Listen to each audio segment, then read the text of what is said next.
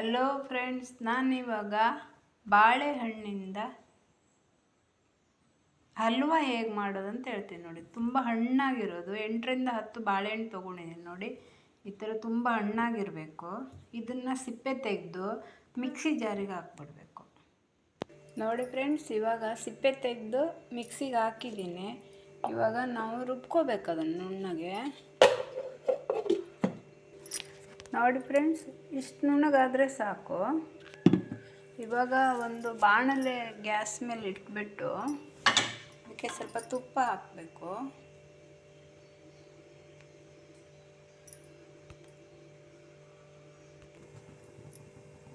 ಇವಾಗ 3ರಿಂದ 4 ಚಮಚ ತುಪ್ಪ ಹಾಕಿದ್ದೀನಿ. ಇದಕ್ಕೆ ತುಪ್ಪ ಕಾದ ನಂತರ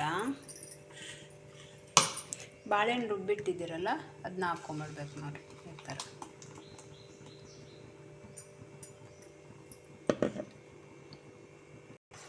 ತುಪ್ಪದಲ್ಲೇ ಚೆನ್ನಾಗಿ ಬೇಯಿಸ್ಕೊಂಡ್ಬಿಡ್ಬೇಕು.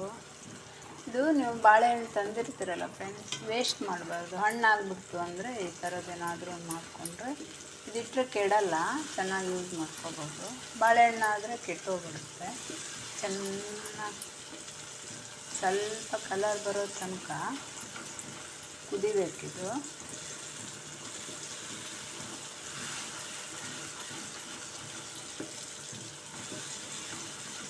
ಆಮೇಲೆ ಅಷ್ಟರಲ್ಲಿ ಇವಾಗ ಇದಕ್ಕೆ ಡ್ರೈ ಫ್ರೂಟ್ಸ್ ಬೇಕು ಅಂದರೆ ಹಾಕ್ಕೋಬೋದು, ಬೇಡ ಅಂದರೆ ಬೇಡ. ಸ್ವಲ್ಪ ಏಲಕ್ಕಿ ಪೌಡರು, ಸಕ್ಕರೆ ಇಲ್ಲ ಬೆಲ್ಲ, ಯಾವುದಾದ್ರೂ ನಿಮ್ಮ ಇಷ್ಟ, ಏನಾದರೂ ಹಾಕ್ಕೋಬೋದು. ನಾನು ಇದಕ್ಕೆ ಸ್ವಲ್ಪ ಸಕ್ಕರೆ ಹಾಕ್ತೀನಿ. ಡ್ರೈ ಫ್ರೂಟ್ಸ್ ನಮ್ಮ ಮನೇಲಿ ತಂದಿರೋದಿಲ್ಲ, ಏಲಕ್ಕಿ ಪೌಡ್ರ್ ಇದೆ, ಅದು ಮಿಕ್ಸ್ ಮಾಡ್ಕೋಬೋದು. ಇವಾಗ ಚೆನ್ನಾಗಿ ಕುದಿ ಬರಬೇಕು ನೋಡಿ ಫ್ರೆಂಡ್ಸ್. ಇದು ಆರ್ಗ್ಯಾನಿಕ್ ಬೆಲ್ಲ, ತುಂಬ ಚೆನ್ನಾಗಿರುತ್ತೆ. ನಾನು ಸಕ್ಕರೆ ಹಾಕಲ್ಲ, ಬೆಲ್ಲ ಹಾಕಿದ್ದೀನಿ ನೋಡಿ. ಬೆಲ್ಲ ಒಳ್ಳೆಯದು. ನಿಮಗೆ ಸ್ವೀಟು ಎಷ್ಟು ಬೇಕು ಅಂತ ಮೆಜರ್ಮೆಂಟಲ್ಲಿ 10 ಬಾಳೆಹಣ್ಣಿಗೆ ಒಂದು 1/4 ಕಿಲೋ ಬೆಲ್ಲ ಹಾಕ್ಕೊಂಬಿಡಿ.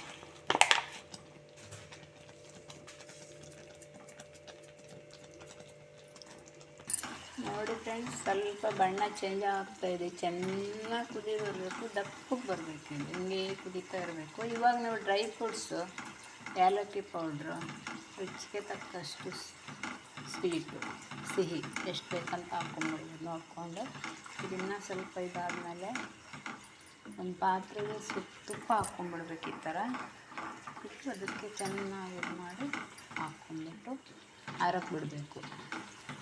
ವಿಡಿಯೋ ಇಷ್ಟ ಆದರೆ ಲೈಕ್ ಮಾಡಿ, ಶೇರ್ ಮಾಡಿ, ಸಬ್ಸ್ಕ್ರೈಬ್ ಮಾಡಿ. Thank you so much friends.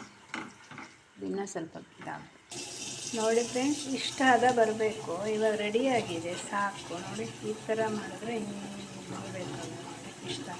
ಇವಾಗ ಒಂದು ಪಾತ್ರೆಗೆ ತುಪ್ಪ ಹಾಕಿದ್ದೀನಿ, ಹಾಕ್ಬಿಟ್ಟು ಇದಕ್ಕೆ ಹಾಕ್ಕೊಂಡ್ಬಿಡ್ಬೇಕು ನೋಡಿ ಫ್ರೆಂಡ್ಸ್. ಈ ಥರ ಆಗಿದೆ. ಆಮೇಲೆ ಆರಕ್ಕೆ ಬಿಡಬೇಕಿದು, 1 ಗಂಟೆ ಆರಕ್ಕೆ ಬಿಡಬೇಕು ಚೆನ್ನಾಗಿ.